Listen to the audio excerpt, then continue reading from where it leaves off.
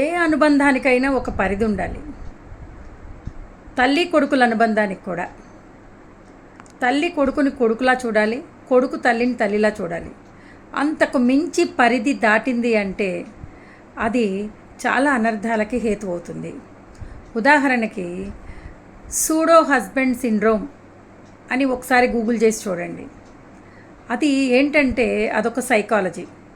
ఈ తల్లులందరూ ఏమనుకుంటారంటే కొడుకు నా శరీరంలో నుంచి భాగం, నా శరీరం నుండి పుట్టాడు కాబట్టి నాకే సొంతము, ఆ కొడుకు గురించి నాకు తెలిసినంత ఈ ప్రపంచంలో ఎవరికీ తెలీదు, వాడు నాకు బెస్ట్ ఫ్రెండ్ కాబట్టి నేను ఎమోషనల్గా వాడి మీద డిపెండ్ అయి ఉంటాను, వాడు కూడా నా మీద డిపెండ్ అయి ఉండాలి.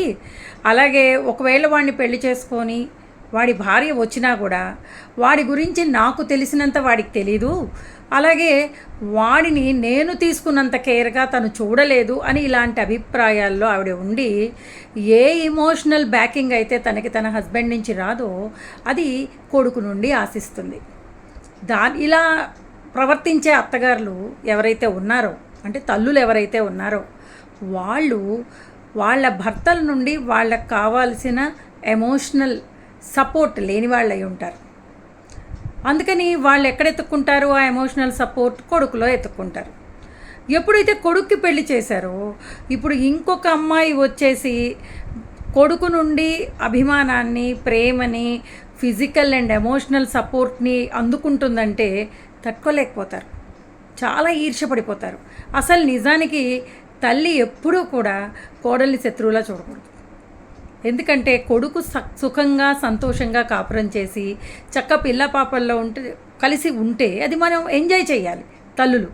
అలా కాకుండా ఇలాంటి సిండ్రోమ్ ఉన్న వాళ్ళు ఏం చేసేస్తారంటే వాళ్ళ భర్త నుండి వాళ్ళు ఏవైతే ఆశించాలో అవి కొడుకు నుండి ఆశిస్తారు. ఒక్క ఫిజికల్ రిలేషన్ తప్ప ఎమోషనల్, మెంటల్, సోషల్ అన్ని రకాల సపోర్ట్స్ కొడుకు నుండి కావాలనుకుంటారు. దాంతో ఏమైపోతుందంటే వాడు ఆఫీస్ నుంచి రాగానే కొడుకు గంటలు గంటలు తన దగ్గర ఎంగేజ్ చేసేయటం, ఆడ్ టైమ్స్లో ఇంటర్ఫియర్ అయ్యి వాళ్ళతో డిస్కషన్స్తో కొడుకు కోడలు మాట్లాడుకుంటుంటే ఇన్వాల్వ్ అయిపోవటం, వాళ్ళు వేరే ఊళ్ళో ఉన్నా కూడా ఆడ్ టైంలో ఫోన్లు చేసి గంటలు గంటలు కొడుకుని ఎంగేజ్ చేయటం, ఇలాంటివన్నీ చేస్తుంటారు.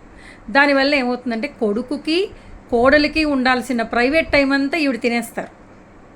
కాబట్టి దయచేసి తల్లులు ఇది గ్రహించుకోండి, ఇంట్రాస్పెక్ట్ చేసుకోండి. నేను చేస్తోంది కరెక్టా? నా కొడుకు సుఖంగా కాపురం చేయాలి కదా, వాడికి కూడా ఒక ఫ్యామిలీ కావాలి కదా, నాకు కావాల్సిన ఎమోషనల్ సపోర్ట్ నేను భర్త నుండి పొందాలి, భర్తకు అర్థమయ్యేట్టు చెప్పుకుని అతని నుండి పొందాలి, అంతేగాని కొడుకు నుండి కాదు. ఒకసారి కొడుకుకు పెళ్లి చేసిన తర్వాత పోనీ పెళ్లి కాక ముందు వరకు తన కష్ట సుఖాలు ఏదో చెప్పుకుంది, కొడుకు నుంచి సాంత్వన పొందింది, ఇవన్నీ అయిపోయినాయి. ఇప్పుడు పెళ్ళి అయిన తర్వాత కూడా వాళ్ళ ప్రైవేట్ టైం అంతా మనం తినేయడం ఎంతవరకు భావ్యమని ప్రతి తల్లి ఆలోచించాలి. వీళ్ళు గనక ఇలాగే ఉంటే కొడుకుని భర్త నుండి పొందాల్సినటువంటి ఎమోషనల్ సపోర్ట్ అంతా కొడుకు నుండి ఆశిస్తూ ఉంటే కొడుకుల కాపురాలు నిలవమ్మ.